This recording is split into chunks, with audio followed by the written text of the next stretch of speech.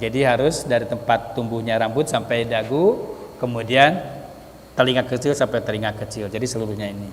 Seperti itu. Dan kalau bisa membasuh itu bukan membasahi sekedar basah, tapi harus diantar gitu pakai tangan. Jadi diantar. Allahu Rabbi wal Islam dini wa Muhammadan Rasulullah. Dan menjadikan kita menjadi perhatian karena ternyata dengan bersiwak sholat kita menjadi mendapatkan keutamaan dibanding dengan sholat tanpa siwak gitu ya. Baik, untuk selanjutnya mungkin kita ringkas lagi bahwa salah satu syarat sah kita sholat itu adalah bersih dari hadas dan bersih dari najis. Nah, hadas ini ada dua macam, satu hadas kecil, yang kedua hadas besar. Hadas kecil adalah sesuatu yang mewajibkan wudhu, hadas besar adalah sesuatu yang mewajibkan kita mandi atau hadus gitu ya. Nah, insya Allah di sini kita akan lanjutkan dengan hadas kecil, membersihkan hadas kecil yaitu dengan berwudhu. Ini sebagaimana dalil surat Al-Maidah ayat 6. A'udzubillahi minasyaitonirrajim. Ya ayyuhalladzina amanu idza kuntum ila sholati faghsilu wujuhakum wa aydiyakum ilal marafiqi wamsahu bi ru'usikum warjulakum ilal ka'bain. Hai orang yang beriman, jika kalian hendak melaksanakan atau mendirikan sholat, maka basuhlah mukamu dan tanganmu sampai ke siku, lalu sapulah kepalamu dan basuhlah kakimu hingga dua mata kaki. Nah, bahwa semuanya itu kalau dilihat dari hal ayat ini itu menyebutkan rukun atau fardu wudu itu sedikit banget ya, yaitu membasuh muka, kemudian membasuh tangan sampai siku, kemudian mengusap kepala gitu. Ada yang menyebutkan sebagian, ada yang menyebutkan semuanya. Kemudian membasuh kaki. Nah, sedangkan ulama menyebutkannya ada 6. Di sini disebutkan 4. Ada 2 yang tidak disebutkan, yaitu niat dan tartib. Ya. Jadi kalau kita rangkaikan semuanya menjadi 6 gitu ya, rukun atau fardu wudu. Yaitu yang pertama membasuh muka, membasuh wajah gitu. Kemudian yang kedua membasuh tangan sampai sikut, yang ketiga mengusap, ada yang mengatakan sebagian kepala, ada yang menyebutkan seluruh kepala. Kemudian membasuh kaki sampai mata kaki, dan yang keenam tertib sesuai urutan tadi. Nah, bahwa semuanya ini yang 2 yaitu niat dan tertib memang enggak disebutkan dalam ayat ini, tapi para ulama itu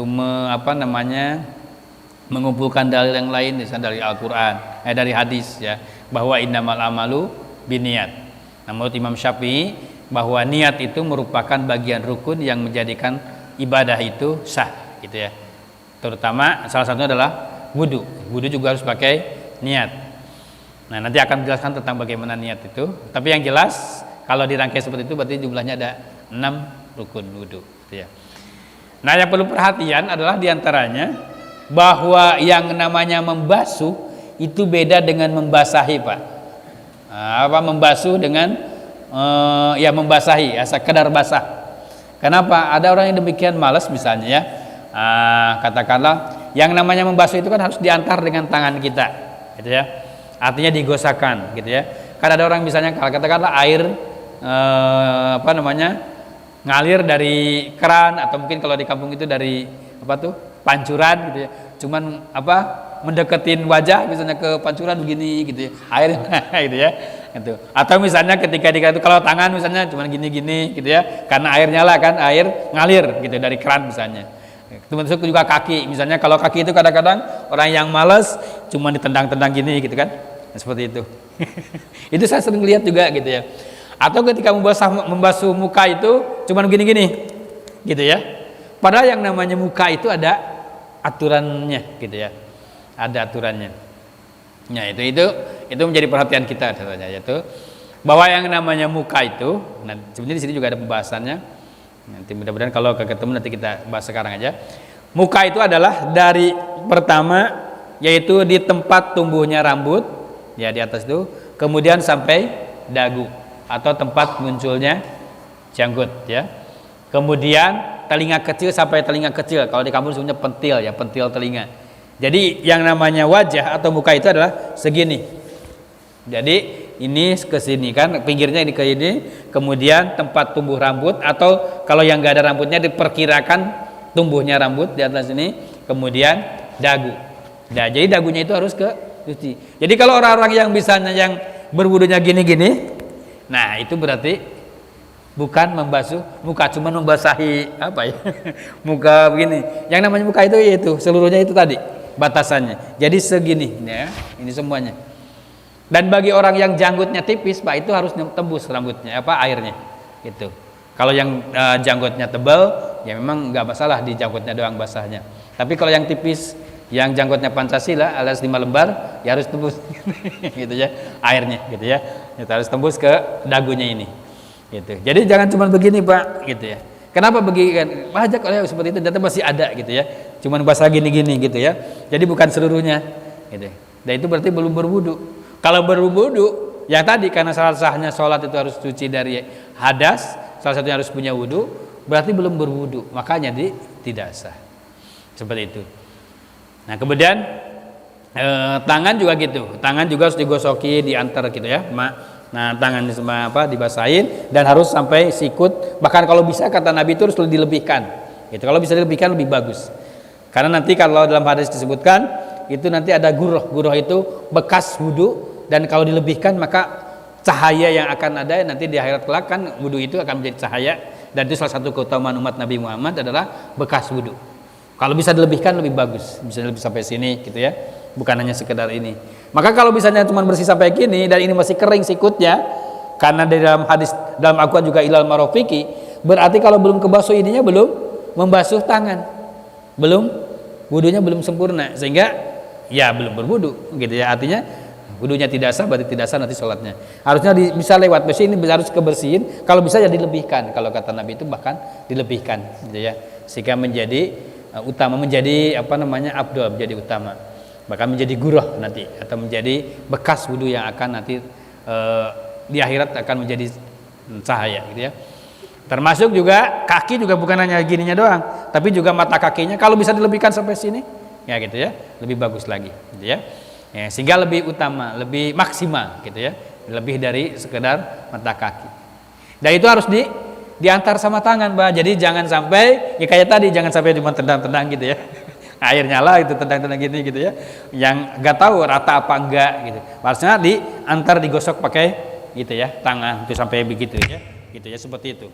Nah, itu sampai itu seperti itu. Sampai kalau bisa lebih dari mata kaki, bukan hanya sekedar mata kaki. Karena mata kakinya lebih kita yakin bahwa itu mata kaki terbasuh kalau mencucinya, membasahinya sampai atasnya gitu kan, seperti itu.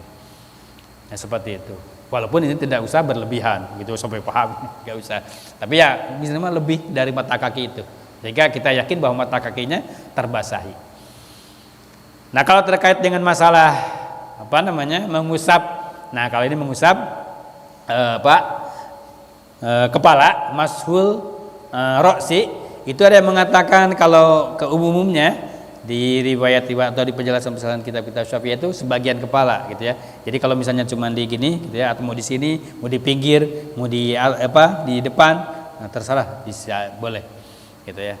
Tapi ada yang mengatakan karena aku antu biru usiku itu seluruh kepala, ada yang mengatakan, nah kalau nggak salah madhab Maliki ya, itu harus seluruh kepala. Jadi ngusapnya ke bawah sampai ke bawah gitu. Bahkan di situ dijelaskannya di madhab lain itu sampai bekas kepala itu langsung ke telinga gitu ya, sekaligus gitu ya, ke telinga boleh. Tapi kalau di umumnya di kita yang diajarkan di kitab Safina aja misalnya yang dasar itu kepala dengan telinga terpisah ya gitu ya, dengan telinga sedikit gitu ya, kemudian telinganya tersendiri, mengambil air lagi baru tersendiri. Itu biasanya diajarkan di Suruh-suruh seperti itu, memang begitu di dalam kitab Syafi'inanya. Boleh-boleh aja di madhab Syafi'i seperti itu. Tapi kalau misalnya ada yang tadi, nah kalau di madhab Syafi'i kalau seluruh kepala itu hukumnya sunnah gitu ya. Nah, itu ya. Memang wajibnya sebagian aja. Sehingga boleh di sini, boleh di pinggir, boleh di belakang, walaupun umumnya di depan, ya gitu, seperti itu. Itu kalau mengusap ya. Kalau mengusap beda dengan membasahin. Tapi kalau yang lain kayak wajah, kemudian tangan, kaki itu membasahi. Kalau yang kepala mengusap, mashur ro'si, mengusap kepala. Mengusapnya bisa sedikit gitu ya, bisa di pinggir, bisa kiri, kanan sebagainya. Tapi kalau menurut sebagian mengusap seluruhnya. Nah, kalau di mazhab Syafi'i seluruhnya itu hukumnya sunnah. Gitu, seperti itu. Yang jelas tadi baru perhatian itu adalah masalah wajahnya itu, ya. Jadi harus dari tempat tumbuhnya rambut sampai dagu, kemudian telinga kecil sampai telinga kecil. Jadi seluruhnya ini. Seperti itu. Tangannya harus kebasuh sikutnya, kaki harus kebasuh mata kakinya. Dan kalau bisa membasuh itu bukan membasahi sekedar basah, tapi harus diantar gitu pakai tangan. Jadi seperti itu. Itu aja mungkin sedikit, nanti mudah-mudahan ada diskusi ataupun nanti ada pembahasan lanjutannya, mudah-mudahan kita, karena masalah wudhu ini juga ada sunah-sunahnya dan sebagainya gitu ya. Insyaallah mudah-mudahan bermanfaat. Wallahu bisawab. Silakan kalau ada yang perlu ditanyakan atau perlu diperjelas lagi. Baik, terima kasih. Baik. Agak ke depan Pak biar kedengaran, karena tengah saya cuma sebelah yang bisa dengar. Untuk wudhu kadang-kadang kan kita pernah bisa luka di kaki gitu ya. Ya. Di kaki yang seharusnya kena basuh air wudhu. Kita plester nih gitu. Ya. Mungkin karena luka itu nggak boleh kena air gitu ya. Kita plester gitu. Nah, pas kita dibasuh itu kan ada plesternya gitu. Nah itu sah nggak bisa? Ada yang menghalangi betul ya? Iya. Nah. Ada luka nih, bukan saya plester nih kan yang menghalangi nih. Karena kondisi sakit ya, karena mungkin nggak ada air gitu ya. Terus kita kalau di kerja itu kan kita harus buka korban dulu terus gimana kita basuhkan gitu dulu atau? Nah gitu, makanya dengan diantar pakai tangan insya Allah akan lebih kebasuh semua Pak. Nah itu ya. Kalau emang kondisi seperti apa Pak? Lebih jelasnya seperti apa sih? Pak Aziz nih, Pak Aziz kan kakinya kan sakit nggak boleh kena air. Iya. Nah, terus kalau pas wudhu pas kakinya yang sakit itu gimana Mas? Nah baik. Nah baik ya, insya Allah. Kalau ada anggota wudhu yang kebetulan tidak boleh dibasahi, nah di sini ada kitab ini. Alhamdulillah ya. Ada anggota wudhu yang tidak boleh dibasahi, maka bagian yang tidak terbasahi oleh anggota wudhu itu diganti dengan tayamum. Misalnya kita ada luka di sini ya. Ini kan anggota wudhu deh. Nah, yang kata dokter, misalnya dikasih plester, Pak, jangan kena basah sampai 3 hari. Karena kalau kena basah akan parah gitu atau akan susah sembuh misalnya. Maka di sini dibiarkan tidak terkena air wudhu, yang lainnya dikenain wudhu. Nah, nanti setelah berwudhu maka kita bertayamum mengganti anggota wudhu yang tidak terbasahi, yang tidak boleh dibasahi. Gitu. Nah, ada penjelasan di sini di kitab Takrib Adat. Jadi kalau begitu. Jadi ketika setelah berwudhu maka kita tayamum. Nah, tayamum itu sebenarnya nggak usah berat-berat Pak. Kita ke pinggir pinggir tembok begini aja, langsung mengusap. Kalau mengusapnya sama, bukan diusap di sininya Pak. Tetap diusapnya muka dan tangan gitu ya. Itu untuk cara bertayamum. Nah itu yang tayamum yang kedua itu niat mengganti anggota wudhu yang tidak boleh dibasahi. Misalnya di sini atau di kaki misalnya, gitu ya. Atau di wajah ada sebagian misalnya baru dioperasi gitu ya. Tidak boleh kena basah, tapi yang lainnya bisa dibasahi gitu ya. Tapi ini nggak boleh misalnya kata dokter.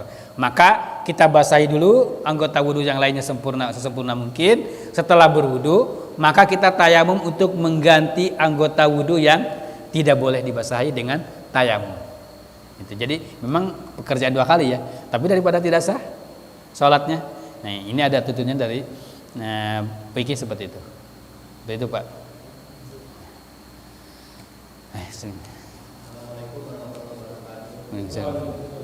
Masih di bab mandi tadi Ustaz. Ya. Ada kisah tentang Nabi Musa yang sedang mandi terus batunya lari. Artinya kan hubungannya dengan mandi kita di kamar mandi. Apa harus pakai ini atau boleh telanjang tadi? Iya. Hikmah kiranya ada penyakit Iya betul betul. yang ininya bersarang di kandung buminya, Hmm. batunya lari, ternyata Nabi Musa sehat, Ah, iya, iya. tidak ada apa-apa ininya. Dihubungkan dengan adab mandi tadi, apakah gimana itu Ustaz? Cara mandi dengan pelajar? Saya belum belum baca. Jadi riwayat Nabi Musa tentang sakitnya gitu ya. Kemudian Kan kalau di itu kan mandi di balik batu kan, Hmm. di kamar mandi. iya betul betul. Baik, ya, sip sip. Konteksnya mandinya Nabi Musa itu pelajar. Betul. Ini kamar mandi kan pelajar, tapi kan ada Ya, ya, ya. lain, Baik baik. mandi kemudian pelajar.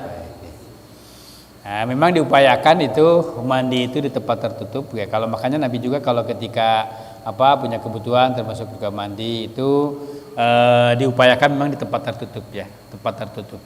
Memang ada salah satu etika di sini juga sudah ada. Salah satu etika mandi itu tidak boleh mandi bareng, Pak. Kecuali tapi tadi suami istri, kalau suami istri beda ya. Misalnya kita laki-laki ya dengan laki-laki, kalau di kampung itu saya juga sering gitu ya. Itu satu bak gitu ya, mandi bareng di situ ada padahal ya sebenarnya laki sama laki juga kalau misalnya udah ini bagian bawah udel sama atas itu sebenarnya orat ya kalau dengan yang laki-laki lain. Nah, memang salah satu etika mandi itu salah satu itu adalah tertutup, Pak. Salah satunya tertutup. Nabi juga kalau ketika mau lakukan hajat itu minta disiapkan sama sahabat itu di tempat tertutup gitu ya, tempat ini gitu ya.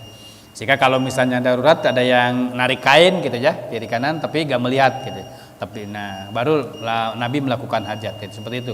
Jadi itu memang hikmahnya adalah memang aurat itu harus betul-betul dijaga. Aurat itu kan sesuatu yang menjadikan aib ketika terbuka kan itu ya. Coba kecuali kalau orang gila kan, kalau gila mau kelihatan mana juga gak masalah. Nah, tapi orang yang punya masih normal otaknya kan kalau ketika auratnya kelihatan makanya menjadi malu. Makanya istilahnya kalau alat kelamin itu disebut kemaluan ya. Kenapa disebut kemaluan? Ya karena kalau terbuka terlihat oleh umum akan menjadi malu, maka disebut kemaluan kan. Gitu ya. Nah seperti itu. Nah itu mungkin hikmahnya diantaranya bahwa kita itu gitu ya. Nabi mencontohkan memang ketika kita mandi, ketika itu memang harus di tempat tertutup atau di tempat yang tidak kelihatan oleh umum. Banyak seperti itu. Bahkan di dalam ini nanti ada beberapa etika istihja, etika pipis, etika buang air besar, itu tidak boleh menghadap kiblat atau membelakangi kiblat, salah satunya. Itu nanti ada etika-etika beberapa etika. Kita tidak boleh BAB, tidak boleh BAK di tempat lalu lalang orang atau jalan raya. Itu kan nggak boleh. Gitu. Apalagi tengah-tengah ada mobil kan ketabrak ya. Ya maksudnya ada etika-etika ya luar biasa dalam fikih itu. Bagaimana kita BAB, bagaimana kita BAK itu di tempat yang tertutup, aman dan tidak mengganggu stabilitas umum. Maksudnya kalau kita misalnya BAB atau BAK di bawah pohon yang orang suka batu itu udah gak boleh. Itu ada beberapa tempat itu yang gak boleh gitu ya. Nah itu. Ya, ternyata itu luar biasa. Nanti ada beberapa ini insyaallah di bahasan berikutnya termasuk yang hikmah yang disampaikan Pak Bapak itu ya terkait masalah etika bagaimana buang hajat, etika buang air kecil itu seperti itu. Itu dalam fikih pun dibahas seperti itu. Minimal tadi tertutup, tidak boleh dilihat oleh umum gitu ya. Nah seperti itu. Itu mungkin kalau bisa. Cukup tertutup atau ada kan kalau sebagian Yang paling utama adalah auratnya itu. udah tertutup. Ya. Tapi ada sebagian orang juga yang bilang harus pakai. Ya, yang auratnya itu. Kalau laki-laki kan yang penting kan sampai sini gitu ya. Antara udel sampai. Dan kalau Nabi juga kalau di tempat lapangan terbuka, kalau Nabi itu ketika di perjalanan kan gak mungkin ditutup kayak WC kita, enggak kan? Tapi yang terutama adalah yang tempat yang utamanya itu. Seperti itu. Nih, makanya kalau Harus pakai telasan juga Ustaz, walaupun udah di kamar mandi. kalau di kamar mandi sebetulnya boleh terbuka, Pak. Boleh. Nah, termasuk kalau hubungan suami istri juga terbuka boleh sebetulnya. Gitu ya. Kita seperti itu boleh gitu ya. Yang maksud tertutup itu maksudnya kalau di tempat umum setidaknya ada batasan aurat yang tidak boleh kelihatan oleh umum. Itu. Makanya Nabi itu ketika di dalam perjalanan misalnya nanti ada minta sahabat yang menarik kain gitu ya. Terutama kan kalau di Arab juga kan banyak padang pasir ya. Itu ya, maka dibalik dibalik batu, kemudian juga nanti keluarga kelihatan yang lainnya, maka yang lain menjagain gitu ya, menjagain, menyiapin kain termasuk ya untuk menutup supaya tidak kelihatan oleh umum. Seperti itu. Memang seperti itu. Tapi kalau di WC, kalau di kamar mandi di rumah, itu kan memang tertutupnya full kan. Tapi kalau di ini batasan itu seperti itu, batasannya supaya terutama auratnya tidak kelihatan seperti itu. Nah, aurat laki-laki memang mudah ya antara udel sampai lutut seperti itu. Termasuk kita juga ya ketika di pemandian umum itu makanya bagusnya memang sekarang dengan ada kamar mandi masing-masing itu memang diantaranya adalah untuk menjaga aurat kan seperti itu. Alhamdulillah seperti itu. Nah maka walaupun antara laki-laki dengan laki-laki kalau udah auratnya ini ya sebenarnya nggak boleh kelihatan gitu ya. Tapi kalau suami istri kan beda Pak. Kalau di itu, wah, bahkan itu bukan aurat lagi kalau di situ mah udah punya privasi berdua gitu. Ya, silakan. Nah seperti itulah insyaallah wallahu a'lam bishawab. Baik, mungkin cukup ya. Kalau yang sering bertanya, ini Pak ini saya dapat door prize. Kasih door prize Pak Jena sering bertanya, saya kasih door prize Pak. Ini siwak, nah ini ada bahan salah satunya siwak ya. Silakan nanti diambil Pak ini. Nah saya kasih door prize yang sering bertanya adalah Pak Jena, silakan Pak Jena. Mudah-mudahan bermanfaat barokah ya. Kita berdoa kepada Allah Subhanahu wa taala, kita sama-sama istighfar. Bismillahirrahmanirrahim. Astagfirullahaladzim, astagfirullahaladzim, astagfirullahaladzim. Alhamdulillahirabbil hamdan yuafi ni'mahu mazida. Ya Rabbana lakal hamdu kama yanbaghi li jalali wa adimi sultanik. Allahumma shalli ala Muhammad wa ala sayyidina Muhammad kama shallaita ala Ibrahim wa ala sayyidina Ibrahim wa barik ala sayyidina Muhammad wa ala sayyidina Muhammad kama barakta ala sayyidina Ibrahim wa ala sayyidina Ibrahim bil alamin innaka Hamidum Majid. Allahumma ighfir lil muslimina wal muslimat wal mu'minina wal mu'minat al ahya'i minhum wal amwat. Rabbana ighfir lana wa ilayna warhamhum kama rabbana shighara. Rabbana ighfir lana wal ikhwanina sabaquna bil iman wa la taj'al fi qulubina ghillan rabbana innaka ra'ufur rahim wa tub 'alaina innaka atat tawwabur rahim. Allahumma asil lana dinana usmatu amrina wa asil lana dunyana biha ma'ashuna wa asil lana akhiratana allati ilaiha ma'aduna waj'al hayatana bi kulli khair waj'al matarahatan min kulli syarr. Rabbana hab lana min azwajina wa dhurriyyatina qurrata a'yun waj'alna lil muttaqina imama. Rabbana wa atina min ladunka rahmatan wa hab min amrina rasyada. Allahumma nas'aluka ridhaka wal jannah wa na'udzubika min sakhatika wan nar. Allahumma nas'aluka ridhaka wal jannah wa na'udzubika min sakhatika wan nar. Allahumma nas'aluka ridhaka wal jannah wa na'udzubika min sakhatika wan nar. Rabbana atina fid dunya hasanah wa fil akhirati hasanah wa qina adzabannar. Subhana rabbika rabbil izzati amma yasifun wa salamun alal mursalin walhamdulillahi rabbil alamin. Kurang lebihnya mohon maaf. Assalamualaikum warahmatullahi wabarakatuh.